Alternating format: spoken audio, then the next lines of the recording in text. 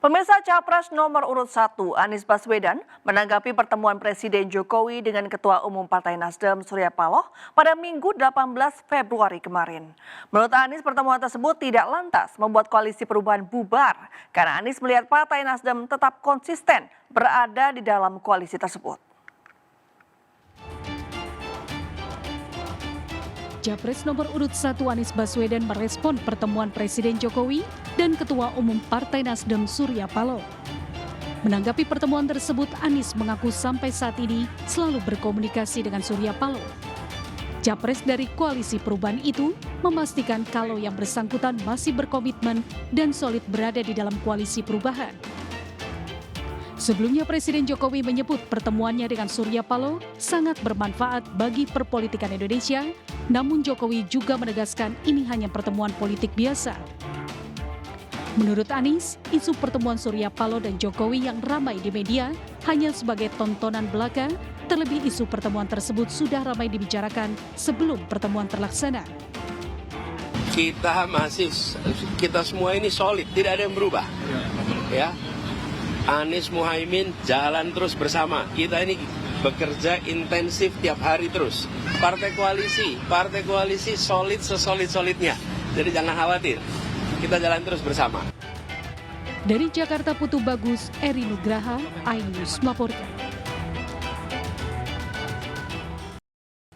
Ya, pasangan Capres dan Cawapres nomor urut 1 Anies Baswedan, Muhaimin Iskandar menggelar rapat dengan tim kuasa hukum membahas dinamika Pilpres 2024. Anies menyebut banyak pelanggaran yang dilakukan bahkan sebelum pelaksanaan pemungutan suara. Itulah sebabnya kenapa tim hukum bekerja lengkap dan kami bersyukur tim hukum ini sampai dengan daerah itu komplit di seluruh provinsi. Mengumpulkan semua data dan kami tidak akan menyampaikan informasi yang sekedar menimbulkan kontroversi. Tapi kami ingin sampaikan kepada semua, dari temuan sementara kami menemukan problem yang terbesar bukan di TPS. Tapi problem terbesar yang ditemukan adalah kegiatan-kegiatan pra-TPS. Kegiatan-kegiatan yang membuat aktivitas di TPS itu dipengaruhi dan tidak mencerminkan aspirasi rakyat yang semula ada. Ini temuan yang paling mendasar, pra-TPS. Nah, pra-TPS ini banyak aktivitasnya, nanti detail akan ada. Ini yang sangat mengkhawatirkan. Jadi, kualitas dari hasil pemilu yang sesungguhnya harus mencerminkan aspirasi rakyat, di dalam temuan kami sebagian bukan aspirasi rakyat. Pemirsa, proses rekapitulasi hasil pemungutan suara di Polewali Mandar, Sulawesi Barat diwarnai kericuhan. Sejumlah aparat kepolisian berhasil mengamankan kedua pihak hingga kericuhan tidak meluas.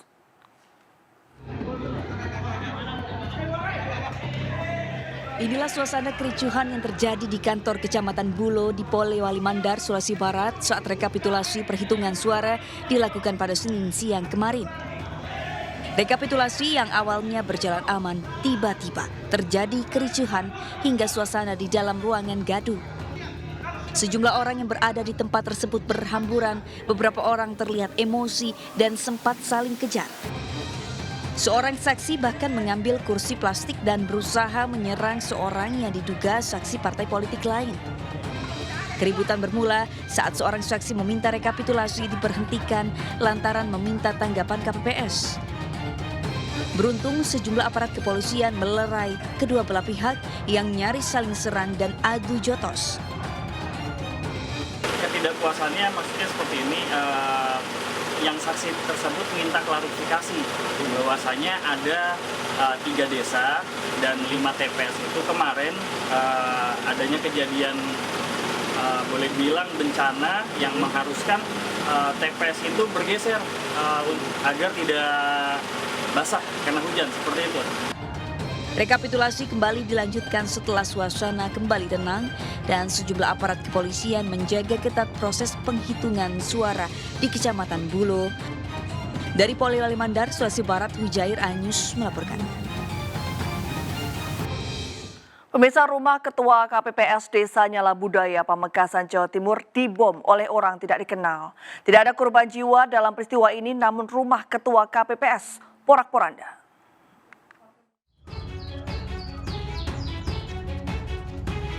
Rumah milik Kusyairi, Ketua KPPS Desa Nyala Budaya, Pamekasan, Jawa Timur rusak parah usai dibom oleh orang tak dikenal pada Senin dini hari. Tidak ada korban jiwa dalam peristiwa ini karena saat kejadian pemilik rumah sedang tidur di rumah sebelah. Ledakan. Cuma kalau saya tidak mendengar yang ledakannya, yang kaca, yang jatuh jendela itu yang saya mendengar. Kemudian saya langsung lari ke luar karena tidak tahu bahwa kejadian itu di rumah saya sendiri. Waktu itu Bapak tidur di rumah yang mana, Pak? Tidur di ruang depan. Itu kan rumah ada 2, rumah yang belakang yang kena. Dari hasil penyelidikan sementara, bom yang digunakan adalah bom ikan atau bom bondet. Polisi hingga kini masih terus memeriksa sejumlah saksi. Di Pamekasan ya, sudah kita identifikasi bahan dasarnya adalah dari, kalau nggak salah, bom ikan bondet. Mudah-mudahan motif sama pelaku sedang didalami sama tim. Dalam waktu yang tidak terlalu lama, mudah-mudahan bisa kita ungkap. Polisi pun masih mendalami pelaku dan motif pemboman rumah Ketua KPPS ini, dan warga juga diminta untuk tidak terprovokasi dan membuat hipotesis sendiri atas motif pelemparan bom. Tim Liputan iNews melaporkan. Pemirsa, salah satu tim sukses caleg DPRD Kabupaten Nrekang, Sulawesi Selatan mendatangi warga meminta uang pemberiannya dikembalikan. Bawaslu menyelidiki dugaan adanya praktek money politik di Dapil 3 Nrekang.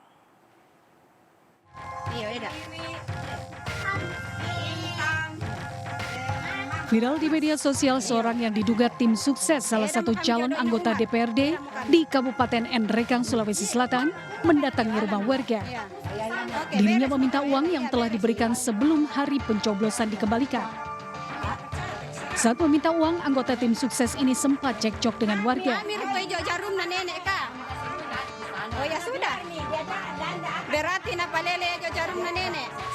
Bawaslu Nrekang langsung menyelidiki dugaan praktek money politik di Dapil Nrekang 3, Desa Pana, Kecamatan Ala, Nrekang, Sulawesi Selatan.